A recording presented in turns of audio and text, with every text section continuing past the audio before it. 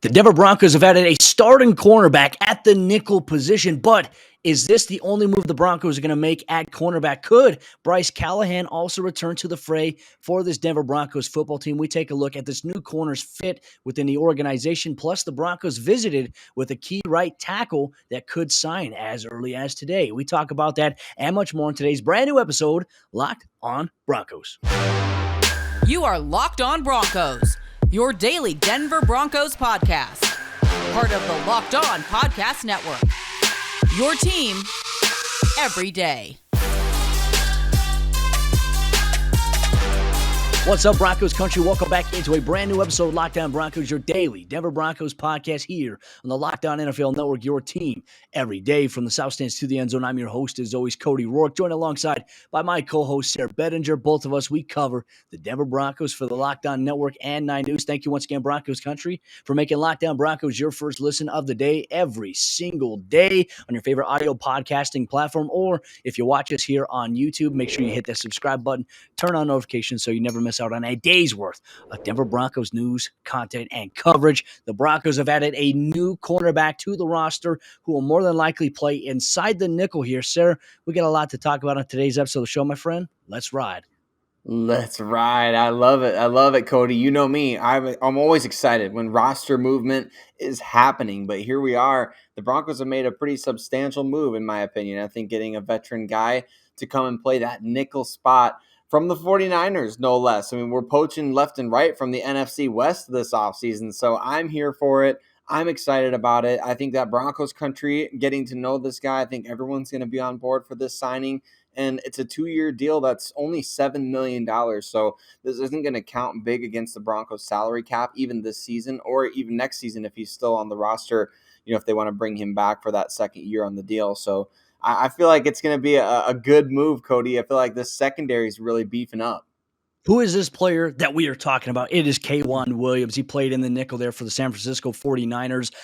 For him to got some intel that we're going to share from the Lockdown 49ers guys, Eric Crocker, Brian Peacock, a little bit later on the show there. We'll talk about how K'Waun Williams maybe fits inside this Broncos defensive scheme. Obviously, some familiarity, for Nathaniel Hackett, having to coach against him. I mean, there's ties to Russell Wilson having to play against him as well. So the familiarity is there. So it obviously makes sense from the Broncos standpoint. Maybe this came up in conversations. I know Broncos country was awaiting George Paton to make a move at cornerback, and they were thinking that was going to be one of the first moves.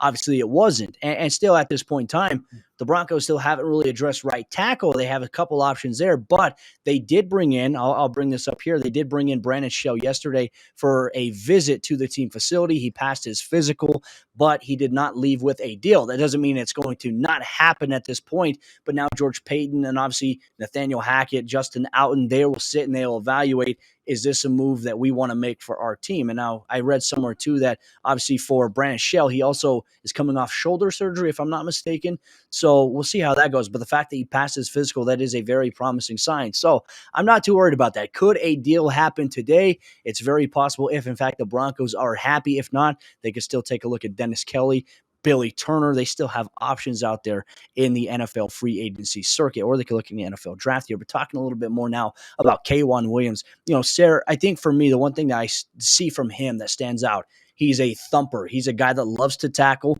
and specifically in the nickel. A lot of the reviews that I've seen from people, and I have yet to go back and watch tape. That's something I'm going to actually start today, going through and watching on Game Pass some of the 49ers films and looking for number 24 in that nickel defense there, is how he plays against the run. People say he's the best nickel run defender in the game. So if that's the case, I mean, there must be something special about it. And I had a conversation with a Broncos fan here in the comment section about the difference between outside corner and the nickel. When you play inside the nickel, Sayre, it's much more difficult. I firmly believe it is the toughest position in football to play because so much changes. If I'm a nickel corner and there's a trips formation, there's 3 receivers to my side, and they're all within 5 yards, I have to worry about what if my guy goes outside, I have to automatically look to the outside to make sure the outside guy's not coming inside. If that outside guy's coming inside, I have to pick him up if I'm playing some sort of zone man hybrid scheme. We call it a combo route there. Those are very difficult. Then you have to be an extra guy against the run. You have to be able to tackle, and obviously K'Wan Williams can do that. And if the Broncos are going to play a little bit more of the nickel and dime this upcoming season, Sayre, it makes sense to have a DB on the outside that can come up and tackle as well. I'm excited about this move initially. I am really excited about it too, Cody. And you brought it up. It's a tough position to play. And so I think having a veteran to come and play it is a really good and smart move by this front office and George Payton and all the pro scouts and the people that evaluate these talented players. Bringing in obviously DJ Jones from the 49ers, you'll be able to go back and watch a couple guys on that 49ers film that are now Denver Broncos and kind of see how they were able to affect. This is one thing that I look at from a nickel cornerback position. How do you affect third down? Because K'Wan Williams did it in a lot of different ways. To me, you want to shut down those quick routes. If it's a 3rd and 6, you've got to be the guy that shuts down that quick slant or that option route that you talked about, watching for that guy to go inside. If it's 3rd down and they try to run a draw on you, you got to be instinctive and aggressive enough to go up and make a tackle at or near the line of scrimmage or even behind. Yep. And we've seen K'Wan Williams do plenty of that throughout his career. Even just watching a few 49ers games this past season, Cody, I know I remember seeing him pop off a few times, and the numbers really back up kind of what people say about him, right? I mean, aggressive, great tackler, really, really just a great fit in the run game, run defense. He's kind of a lock for 50 tackles a year. And not only that, but he's made a lot of plays behind the line of scrimmage. He's been utilized as a pass rusher. He punches the ball out when he gets near it. So, I mean, he's a really tough and scrappy guy. So I'm excited to see how he fits as compared to maybe somebody like Bryce Callahan who's been here in the past. Well, I know you mentioned you're excited about it. I'm excited about it. I think Broncos country is excited about it. But that's not the only thing Broncos country is excited about, Sayre. And we saw a video, Russell Wilson working with Tim Patrick, Cortland Sutton, KJ Hamler, and who knows who else was there. There was a bunch of people there. But wearing a Broncos helmet, throwing a beautiful deep bomb to Cortland Sutton, just things to come in the future here. It's nice seeing him and the Broncos receivers. They're not wasting any time getting to work.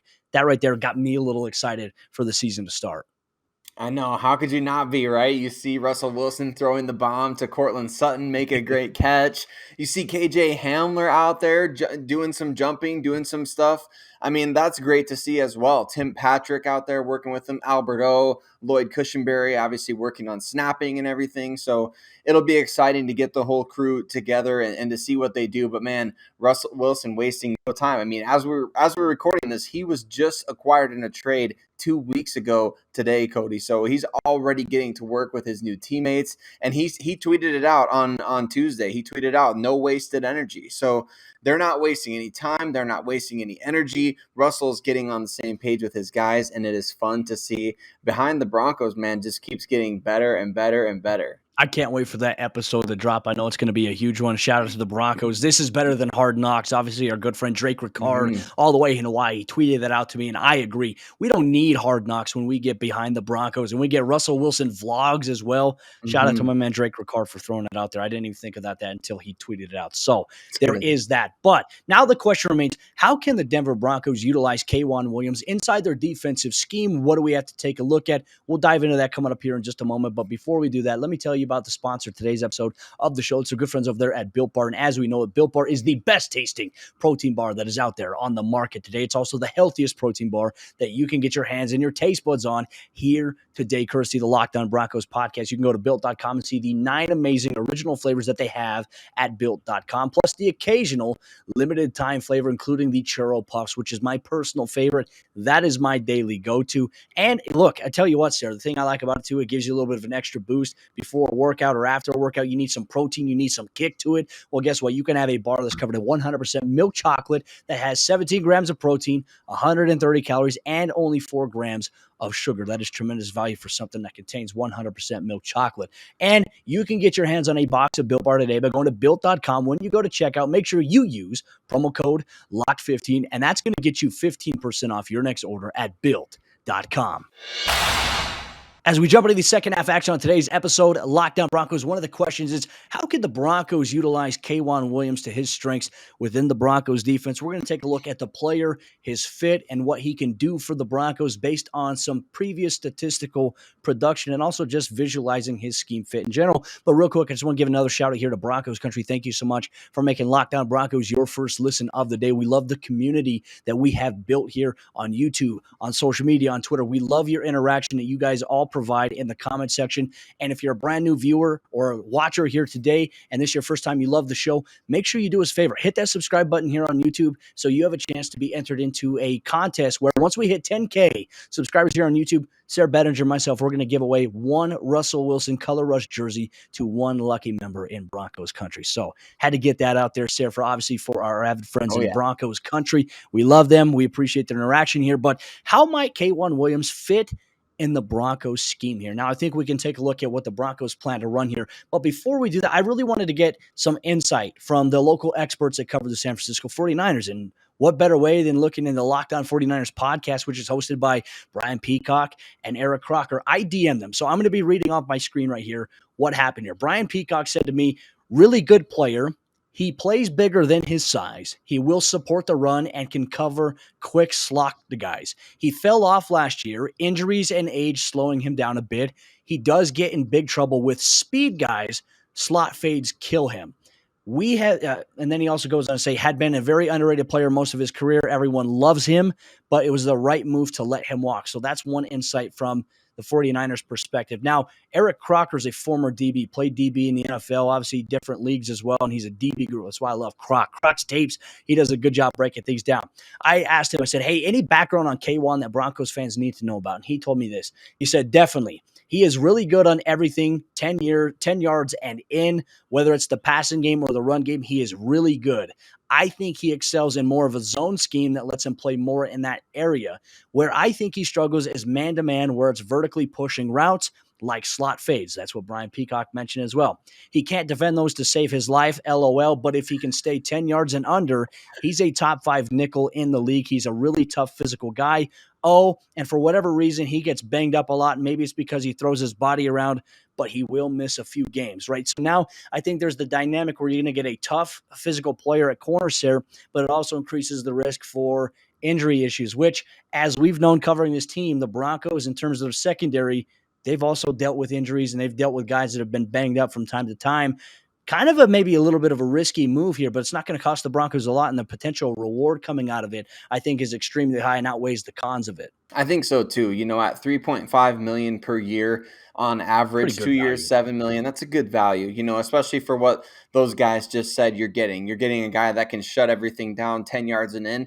Well, what did I just get done saying in segment 1? 3rd and 6, you want somebody that can keep everything in front of them. And lucky for him, he is going to a primarily zone scheme. At least we assume it's going to be primarily zone based on the fact that Ejiro Evero said a lot of what Vic Fangio did is going to carry over for the guys in this defense. And so I think it's a good fit from that perspective, especially because you need somebody. I mean, I wouldn't say that Hunter Renfrow is necessarily a great vertical threat, but I would love to see somebody that can hang with him within the 10-yard range, right? Somebody that can hang with him in short area. So if you've got somebody like PS2 on the outside that can cover Devontae Adams, you got somebody now like K'Wan Williams that can do his work on Hunter Renfrow in the slot. And then you got Darren Waller, and we got to figure out other things here, Cody, but there's plenty of time to talk about that. So, but for what we just heard from those experts and those guys, I feel pretty solid about this move, especially at the price point, $3.5 million per year for a veteran guy that's going to give you physical play and maybe cause a couple of turnovers. I'm here for it. I think we all are, because that's one thing the Broncos need to do more of, especially from the secondary. More takeaways. Look, Justin Simmons, 5 interceptions in back-to-back seasons. PS2 had 4 interceptions. But behind that, the Broncos just needed more takeaways from the defense. And it can't just come from just the secondary. It has to come from fumbles. I mean, how many times have the Broncos maybe punched the ball up but have not gotten onto it? There were so many times in the last 2 years where that kind of luck went away from the Broncos. And when they would force a fumble, the team would recover it. Not Denver, but the team that they forced the fumble on there. So it's like one of those pain points that you have to deal with here. But, for K'Waun Williams, he's physical, plays the underneath stuff really well from what I've seen. I can't wait to do a little bit of a deeper film dive on him. Now, I think the combination too, you mentioned zone versus man. I think a lot of it's predicated off kind of what you said. When you play nickel and you play man inside the nickel, Sayre, that is one of the toughest jobs in football, specifically as we see the NFL evolve to where now the outside receiver can run pick routes underneath. And really for you, you're going to have to try to fight through that. And you could get penalized for trying to fight through a pick route as a defender. That, to me, I think is where we have a disconnect. The NFL kind of favors the NFL's rules towards making it more offensive, lenient for the NFL for ratings increases. I'm not a big fan of that, though. So it's like I want to see what he can do. But I think the biggest thing, too, you mentioned the ability for him to get after the quarterback. I mean, several times he's had various pressures, blitzing from the nickel. What did the Broncos do a little bit of last year? When Kyle Fuller was in there against the Cowboys specifically, he blitzed from the nickel several times.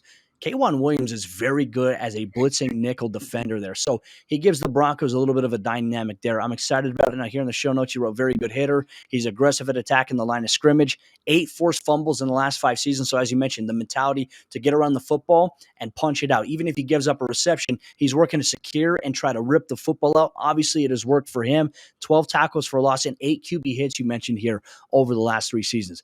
This could be a very good pickup here for the Denver Broncos. So I like that. But Sayre, I think the bigger question is the Broncos transition to the rumored a little bit more of a dime scheme here, more 6 DBs in the 2022 NFL season. Should the Denver Broncos bring back Bryce Callahan at this point? Could Bryce Callahan return? Well, Broncos country, we're going to address that coming up here in just a moment. But first, before we do that, let me tell you about the sponsor of today's episode of the show. It's your good friends over there at Athletic Greens. And Sayre, I know that Athletic Greens sent both you and I a sample of their product here. And I tell you what, I love it. And the thing I love about it the most, for me, I'm fasting every single day. I do a lot of working out. I try to eat healthy. But the most important thing in the morning, and they always tell you this in general, is what you put into your body, minerals, vitamins, things like that. Not many people actually take vitamins and minerals or get the amount that they need to be and live a healthy lifestyle. Athletic Greens gives you everything that you can be looking for here. And it says, with 1 scoop of Athletic Greens, you're absorbing 75 high-quality vitamins, minerals, whole food source, superfoods, probiotics, and adaptogens to help start your day right. And the special blend of ingredients supports gut health. That's super important because gut health, Sayre, is important when you're trying to reduce bloating and things like that. It helps your nervous system, your immune system, your energy, recovery, focus, and aging, and all of those things combined. I know for me personally, I've been taking it for 2 weeks now.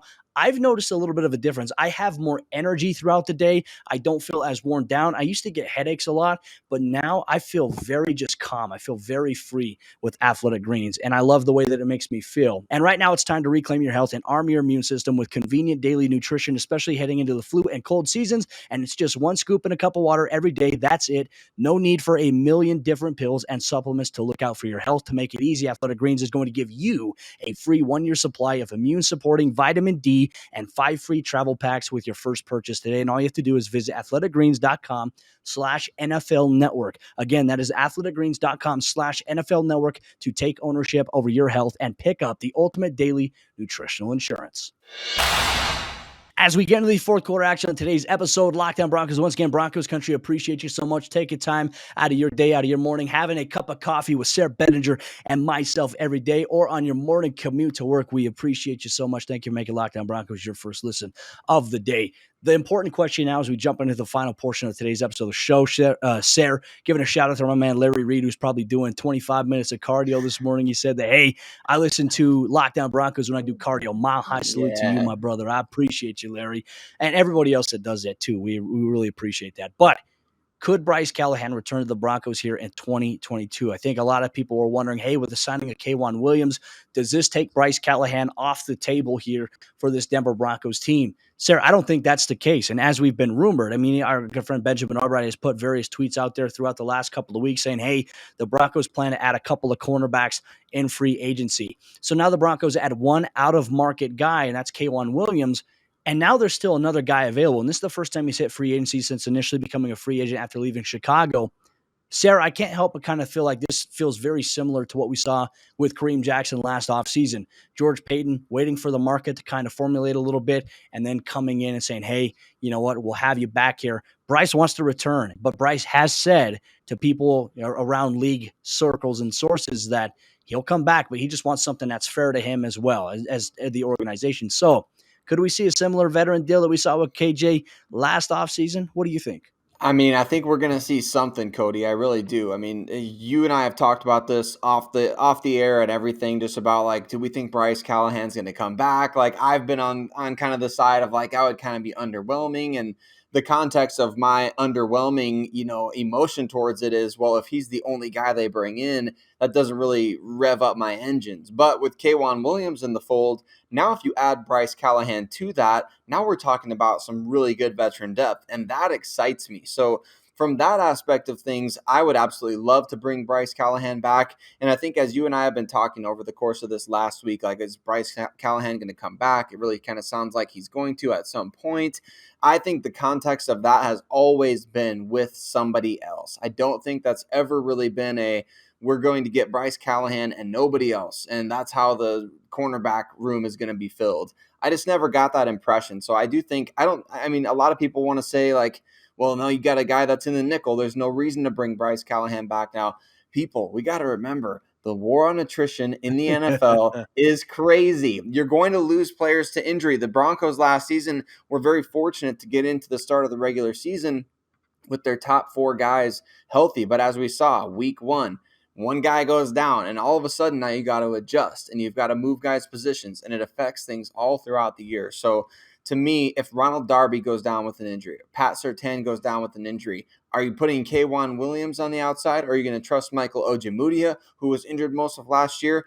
I would much rather have better depth at the position with Bryce Callahan, who proved, 2 years ago, he proved that he can play that outside position if need be. So I would love to have him back. I think the conversation, you can maybe get into like a special teams thing, but I think it makes all the sense in the world to bring Bryce Callahan back. And the fair deal, Cody, what's fair after playing in 20-ish games over the last 3 seasons and making about $21 million?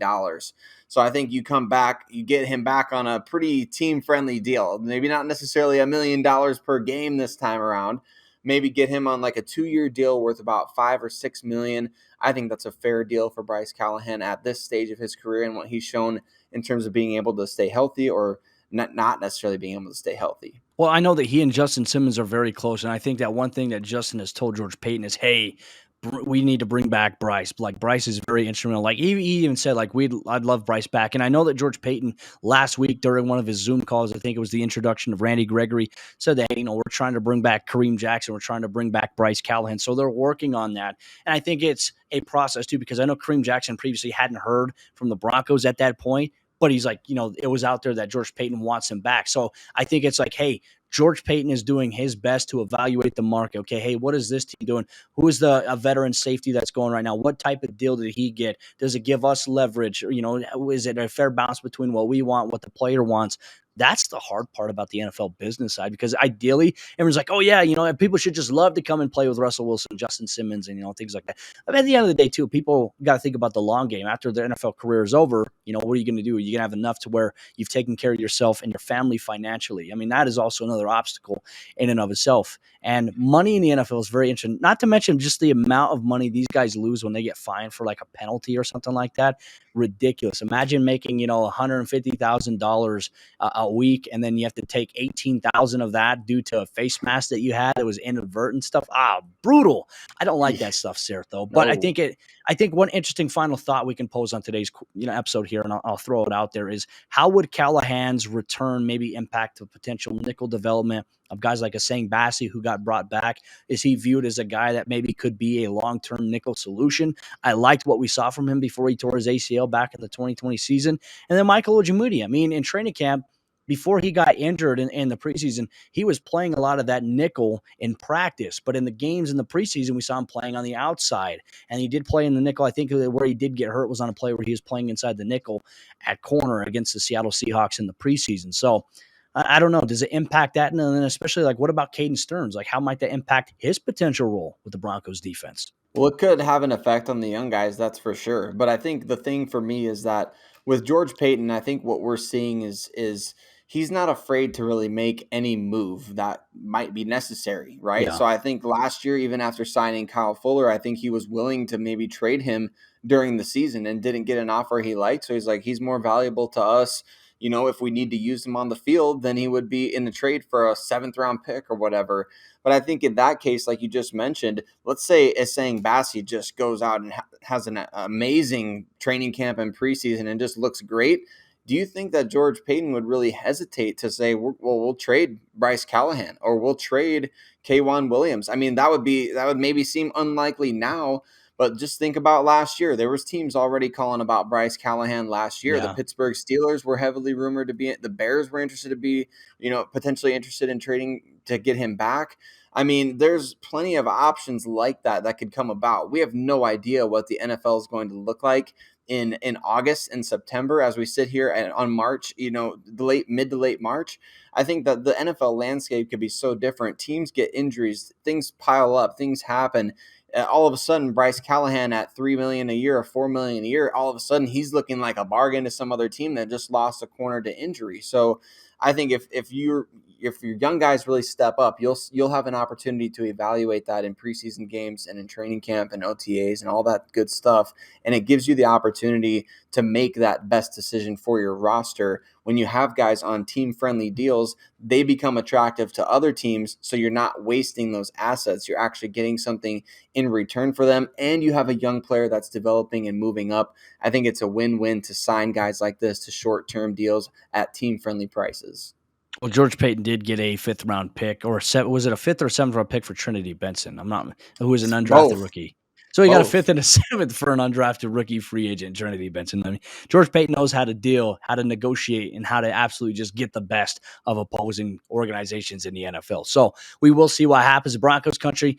Even with the signing of K'Waun Williams, would you like to see Bryce Callahan back? Let us know in the comment section down below here on YouTube. Tweet us on Twitter at Cody Roark NFL, at Sayre Bedinger, at Locked On Broncos. Thank you so much for tuning in to today's episode of the show. Will the Broncos make any more moves this week?